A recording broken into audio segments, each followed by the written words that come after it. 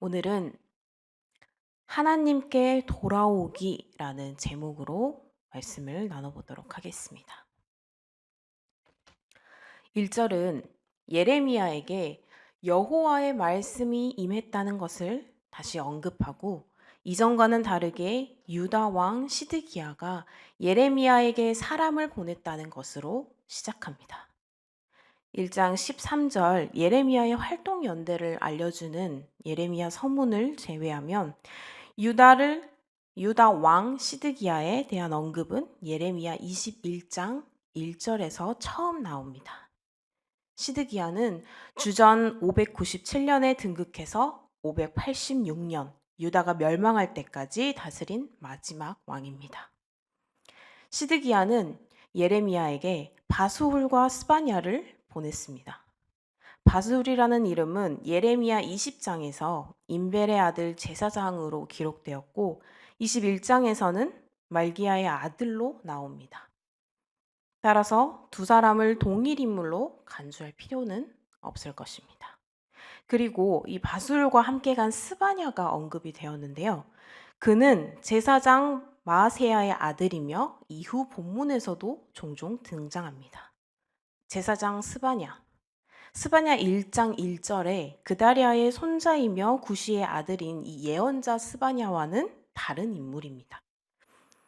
이 제사장 스바냐는 제사장 여호야다를 대신하여 성읍 감독관이 된 인물이고요. 그리고 느헬람 사람 스마야가 그에게 서신을 보내어 예레미야에게 벌을 주라라고 요청을 하기도 합니다. 시드기야는 본인이 믿을 수 있는 이 두 사람을 보내어서 예레미야에게 지금의 상황을 전달합니다. 시드기야의 두 사자가 전하는 말을 통해서 당시에 바벨론의 느부갓네살 왕이 유다를 공격하고 있음을 우리는 알 수 있습니다. 바벨론의 유다 공격은 역사적으로 주전 588년에 시작이 되었고요. 주전 586년에 예루살렘 점령으로 종결이 되었습니다. 따라서 시드기야가 언급하는 이 바벨론의 느부갓네살 왕이 우리를 치나, 이런 친위는 주전 588년 이후로 볼 수가 있고요. 그리고 그 사이에 시드기야는 예레미야에게 사람을 보냈음을 우리가 알 수가 있습니다. 시드기야가 예언자에게 여호와께 간구하라라고 말을 합니다. 간구하다는 것은 여호와를 찾으라라는 의미이고요. 동시에 여호와의 뜻을 묻는 신탁을 가리킵니다. 시드기야가 이처럼 요청하는 목적은 정말 하나님께 매달리는 그러한 요청이 아니라 혹시 모를 여호와의 기적을 기대하고 있기 때문입니다.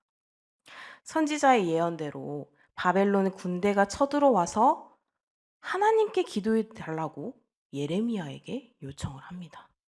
20장 1절과 2절에 예루살렘의 멸망을 선포할 때는 잡아 가두더니 정작 말씀이 실현되자 이 말씀에 대한 중재를 요청을 한 것입니다. 그런 중에도 하나님께서 그 기도에 응답하시리라 라는 확신은 이 왕에게는 없습니다.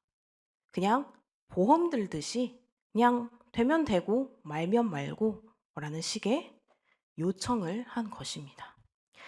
본문에 나오는 기적은 여호와가 이스라엘을 출애굽시키기 위해 행한 것과 동일합니다. 우리가 그것을 기적이라고 부르죠. 그런데 시드기야는 그가 우리를 떠나리라 라고 표현을 하며 바벨론이 물러가기를 기대합니다. 열왕기하 19장에 시온 불패 신학을 끝까지 붙잡은 채 사내림의 부대를 철수시킨 이러한 기적적인 여호와의 역사가 재현되기를 혹시나 하고 기대했을지 모릅니다. 하나님께로 돌아올 생각은 하지 않고 하나님께서만 돌아오라 라고 요청하게 한 것입니다. 이들은 끝까지 자기들이 바라는 대로만 움직이는 하나님을 기대했습니다. 3절은 그러한 그들에게 예레미야에게 임한 말씀을 보여줍니다. 시드기야가 사람을 보내어 예레미야에게 요청을 했고, 그리고 예언자는 여호와의 뜻을 들은 후에 그들에게 전하는 것을 볼 수가 있습니다. 예레미야는 시드기야에게 여호와의 말씀을 전합니다. 본문은 보라라는 용어와 분사 형태가 사용이 되어서 임박한 미래를 보여줍니다. 이것은 보라, 곧 들릴 것이라 로 이렇게 번역을 할 수 있는데, 이것은 바벨론과 전투를 위해서 무장한 이스라엘의 무기가 머지않아 자신들을 향할 것이다, 이렇게 예언을 하고 있습니다. 본문에는 전쟁을 하다라는 이 어근이 두 차례가 나오고요. 그리고 덧붙어 성벽이라는 용어 역시 라함과 자음을 공유하고 있습니다. 즉 예언자는 시드기야의 요청에 바벨론이 물러나지 않을 뿐만 아니라 그리고 유다의 무기가 자신들에게 다시 돌아올 것이다 라고 말을 합니다. 뒤이어서 예레미야는 5절 내가 너희를 칠 것이며 라고 말을 합니다.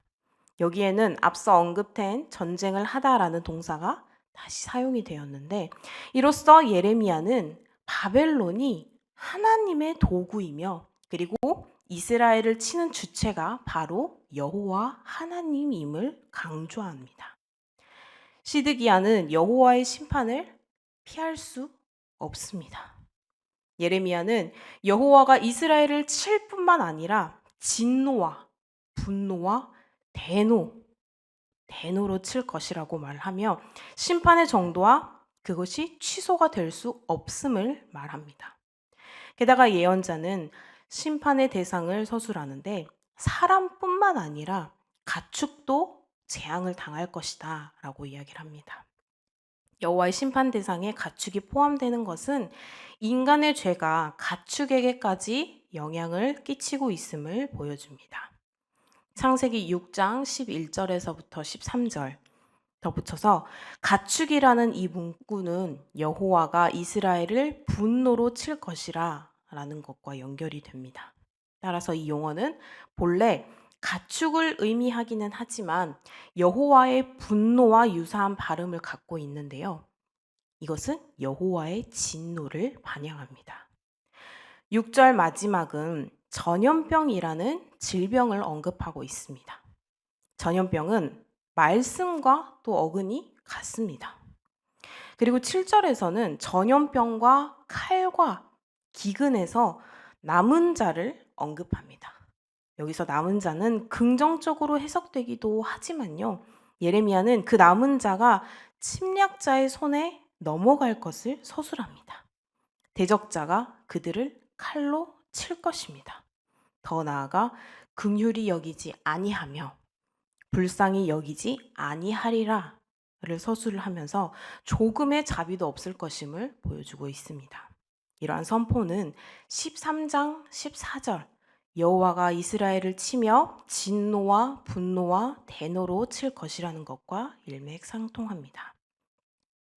8절 예레미야에게 다시 여호와의 말씀이 임합니다. 예언자는 이것을 이 백성에게 알려야 합니다. 히브리 성서에 따르면 이 백성에게 라는 단어는 동사보다 앞에 배열이 되었고, 그리고 이를 통해서 예언자가 메시지를 전해야 하는 대상을 강조하고 있습니다. 그가 전해야 할 내용은 이 뒤에 이어서 나옵니다. 예언자는 이스라엘에게 생명의 길과 그리고 사망의 길이 놓여 있다라고 말을 해야 합니다. 이러한 선언은 이스라엘이 선택해야 할 길이 있음을 그 안에서도, 그 심판 가운데 안에서도 보여주고 있으며 이스라엘에게 구원을 선포하는 것처럼 간주되기도 합니다. 놀랍게도 하나님께서는 그 중에서도 다시 한번 살 길을 여십니다. 이것이 하나님의 진심이십니다. 그런데 그 생명의 길이 항복입니다. 국가적으로는 배신을 택하라고 말씀을 하고 계십니다. 하나님을 떠난 나라, 그리고 심판이 불가피한 나라를 등지라는 말은 바벨론을 숭배하라는 말이 아니라 하나님의 나라를 선택하라라는 뜻입니다. 또한 이웃을 향해서는 여호와께서 의로우시다라는 자기 이름을 시드기야에게 어울리게 하나님의 공의와 정의를 실현하여서 억울한 희생자를 자기로부터 구원해야 했습니다. 실천하는 신앙이 하나님과의 진실하고 그리고 살아있는 관계의 증거이기 때문입니다. 이렇게 해서 거짓 메시지와 그리고 거짓 신학에 빠져서 거짓 안전과 거짓 확신에 갇히지 말고 심판을 수용해야 한다라고 이야기하고 있습니다. 죄를 인정해야 한다고 말합니다. 그래야 회복되고 부활될 것입니다. 우리가 상처가 나면 그 상처가 골맞을 때 그 상처를 그대로 봉하지 않죠. 거기에 대해서 그 상처의 골문 부분을 한번 걷어내고 면봉이라든지 걷어내고 우리가 그 나머지의 상처를 그 위에 약을 바르고 데일밴드, 밴드 같은 것을 바르듯이 마찬가지로 하나님께서는 수용을 하라, 죄에 대한 수용을 하라라고 먼저 알려주시고 계십니다. 그래서 예레미야는 예언자가 이것을 이 백성에게 선포함으로써 백성이 선택할 기회를 놓치지 말 것을 촉구하고 있는 것처럼 보입니다. 하지만 이 당시의 실상은 그렇지가 않습니다.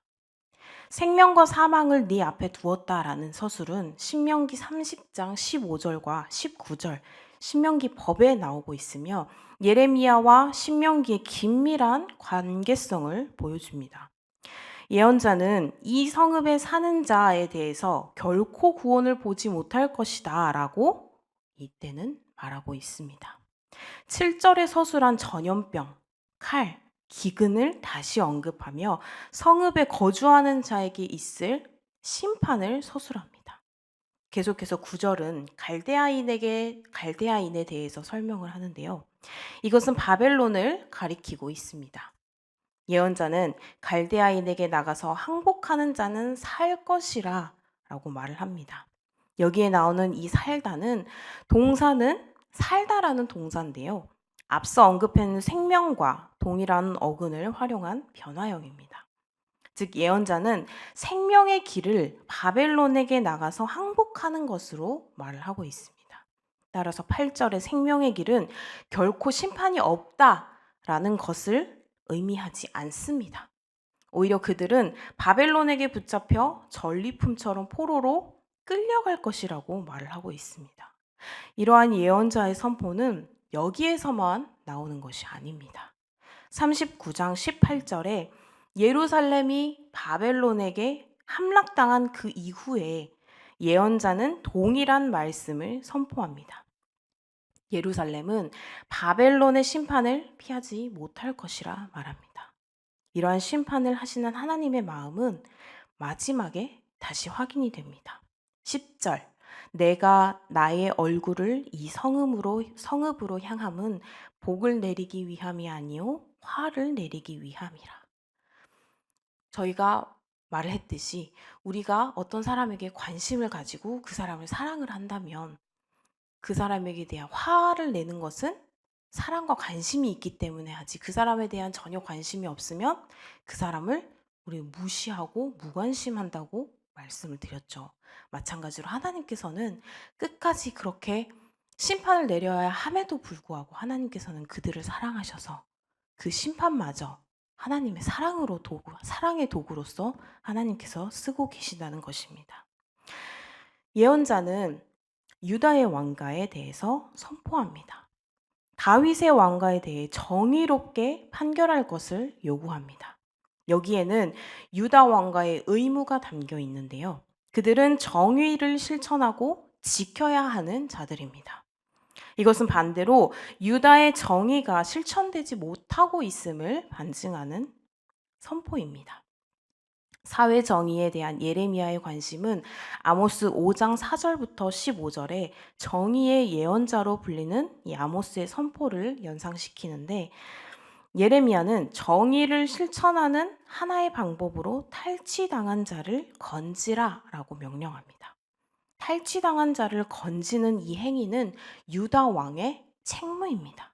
만약 그렇지 않으면 하나님의 분노가 불같이 일어날 것입니다. 누가 내려와서 우리를 치리요 하면서 근거 있는 안전에 대한 확신을 가진 이 자들에게 근거가 없죠. 그런데 본인들은 근거가 있다고 자신을 합니다. 그리고 그거에 대한 확신을 가지고 이런 말을 할 때 하나님께서는 자신이 친히 그들의 대적이 되어서 그들의 행위대로 갚겠다라고 말씀을 하십니다. 바벨론이 오기 전에 먼저 하나님께서 자기 백성의 무기를 회수하고 그리고 전염병으로 예루살렘을 치실 것이다 라고 말씀하고 계십니다. 아무 대응도 못하게 만드시고 그리고 이 바벨론의 마음에서 인간적인 연민도 거두셔서 잔혹하게 짓밟게 하나님께서 허락하십니다. 그 순간 더는 이 이스라엘 백성들은 하나님의 백성들이 아니었습니다. 이 이스라엘의 나라는 하나님의 나라가 아니었습니다. 내가 그린 초상화가 어쩌면 이 이스라엘 백성들이 하는 것처럼 내가 그린 초상화가 하나님의 형상이 아닐지도 모른다 라는 생각을 한 번쯤은 해볼 수가 있을 것입니다. 이처럼 하나님께 구원을 호소하는 마음만으로는 이것을 우리는 믿음이라고 할 수가 없습니다. 왜냐하면 절박하면 누구나 그런 말을 할 때가 있습니다.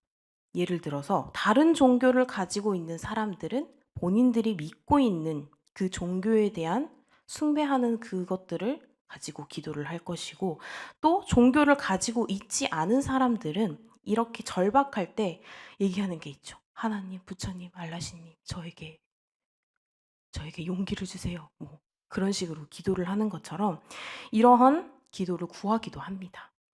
이처럼 구원을 호소하는 마음만으로는 우리가 믿음이라고 할 수 있을까요?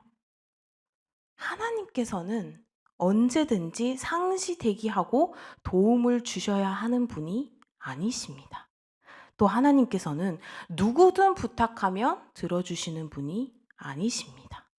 그러면 누구의 호소에 응답하겠다라고 하실까요? 우리가 구원을 호소하기 전에 우리 믿음이 참 믿음임을 먼저 입증하라라고 말씀하고 계십니다. 하나님께 돌아올 생각은 하지 않고 하나님만 돌아오라라고 요청을 하면 절대 듣지 않으십니다. 우리가 바라는 대로만 움직이시는 분이 아니십니다. 실천하는 신앙이 하나님과의 진실하고 살아있는 관계의 증거입니다. 우리가 단지 절박하여 하나님, 부처님, 알라시님이라 외치는 자들과 같지 않는 그러한 전심으로 다하는 믿음으로 오직 하나님께만 외치는 기도라면 하나님께서는 반드시 들어주시며 반드시 함께 해주실 것입니다. 그렇기에 우리가 먼저 하나님께 돌아가야 합니다. 우리가 먼저 이 믿음에 대한 실천을 해야 합니다. 그리고 우리의 죄가 있다면 우선은 죄에 대한 심판은 경험허히 받아들일 줄도 알아야 합니다. 심판을 받았다고 해서 영영 구원을 얻지 못하는 게 아닙니다. 죄에 대한 값을 받는 것 뿐이지 전심으로 하나님께 돌아온다면 하나님께서는 구원의 자리를 허락해 주십니다. 온 마음 다해서 하나님께 돌아오십시오. 탕자를 기다리는 이 아버지와 같이 하나님께서는 그보다 더한 마음으로 우리를 기다리며 맞이해 주실 것입니다. 두려워하지 마십시오. 물론 심판의 때에는 무서울 수 있습니다. 하지만 하나님께서는 우리가 생각한 것보다 우리를 더욱 사랑하고 계십니다. 자식을 사랑하는 부모에게는 무서운 얼굴만 있는 게 아니듯이 하나님께서도 마찬가지이십니다. 무서울 땐 무섭기도 하고 기쁠 땐 기쁘고 또 언제나 우리를 사랑해 주시는 그 부모님과 같은 부모님보다 더한 사랑을 우리는 하나님께 받고 있습니다. 이러한 하나님의 사랑을 느끼며 우리는 하나님 안에서 위로받고요. 하나님 안에서 기쁨을 얻고 하나님 안에서 실천하며 사는 귀한 하나님의 자녀가 되시기를 주님의 이름으로 소망합니다. 기도하시겠습니다. 부모님보다 더한 사랑을 주시는 하나님 감사합니다. 우리는 연약하여 때로는 하나님의 그 품을 떠날 때가 있습니다. 그럼에도 우리를 위해 다시 부르시는 하나님께 돌아갈 수 있도록 용기와 지혜를 허락해 주시옵소서. 오늘 하루도 아버지의 사랑을 생각하며 감사와 기쁨으로 하루를 보내게 하시며 또한 이웃에게 사랑을 실천하여 함께 감사와 기쁨이 되는 날들을 보내게 하여 주시옵소서. 예수님의 이름으로 기도드립니다. 아멘.